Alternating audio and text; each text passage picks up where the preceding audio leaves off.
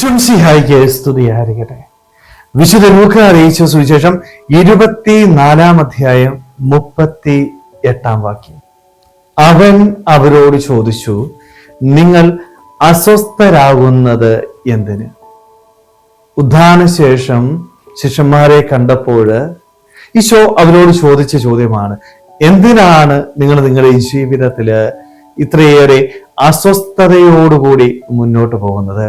എന്തിനാണ് ഇത്രയേറെ വേദനിച്ച് മുന്നോട്ട് പോകുന്നത്? ഒരുപക്ഷെ നമ്മുടെയൊക്കെ ജീവിതത്തില് പലപ്പോഴും നമ്മൾ കേൾക്കാനായിട്ട് കൊതിക്കുന്ന ഒരു ചോദ്യവും ഇത് തന്നെയല്ലേ? ജീവിതത്തിന്റെ ഏകാന്തതയിലൂടെ കടന്നു പോകുമ്പോൾ ഒറ്റപ്പെടലിന്റെ നിമിഷങ്ങളില് ആരെങ്കിലും എന്നോട് ഇങ്ങനെയൊന്ന് ചോദിച്ചിരുന്നുവെങ്കിൽ എന്ന് ആഗ്രഹിക്കാത്ത ഒരു വ്യക്തിയുമില്ല, അല്ലെ? പക്ഷേ നമ്മുടെയൊക്കെ ജീവിതത്തില് എത്രമാത്രം ഈ ഒരു ചോദ്യം നമുക്ക് ലഭിക്കുന്നുണ്ട് എന്ന് ആത്മശോധന ചെയ്യുവാനായിട്ട് നമുക്ക് സാധിക്കണം.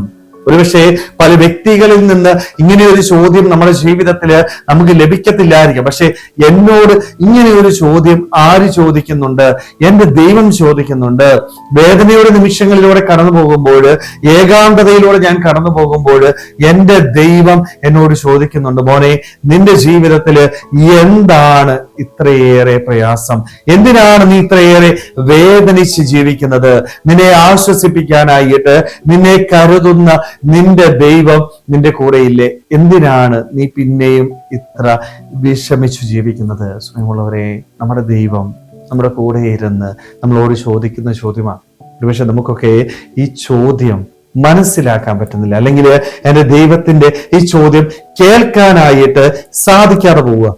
ഈ കേൾക്കാൻ സാധിക്കാതെ പോകുമ്പോൾ ജീവിതത്തില് നമ്മൾ നിരാശയിലൂടെ കടന്നു പോകും. സ്നേഹമുള്ളവരെ, അതുകൊണ്ട് നമ്മുടെ ജീവിതത്തിൽ നിന്ന് നിരാശ നമുക്ക് മാറ്റാം. നമ്മൾ ഒരിക്കലും ഒറ്റയ്ക്കല്ല കേട്ടോ. ആരൊക്കെ ഉപേക്ഷിച്ചാലും, ആരൊക്കെ തള്ളി പറഞ്ഞാലും എന്നെ കരുതുന്ന എന്റെ ദൈവം എന്റെ കൂടെ ഉണ്ട്. അവൻ എന്നെ സംരക്ഷിക്കും. എന്റെ ജീവിതത്തില് എനിക്ക് വേണ്ടത് കൃത്യമായിട്ട് അവൻ പ്രദാനം ചെയ്യും. ഈ ഒരു ബോധ്യം നമ്മുടെ മനസ്സിലുണ്ടാകട്ടെ.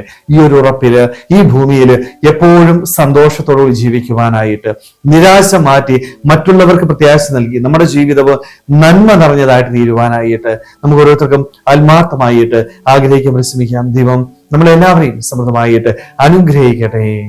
ആമേൻ.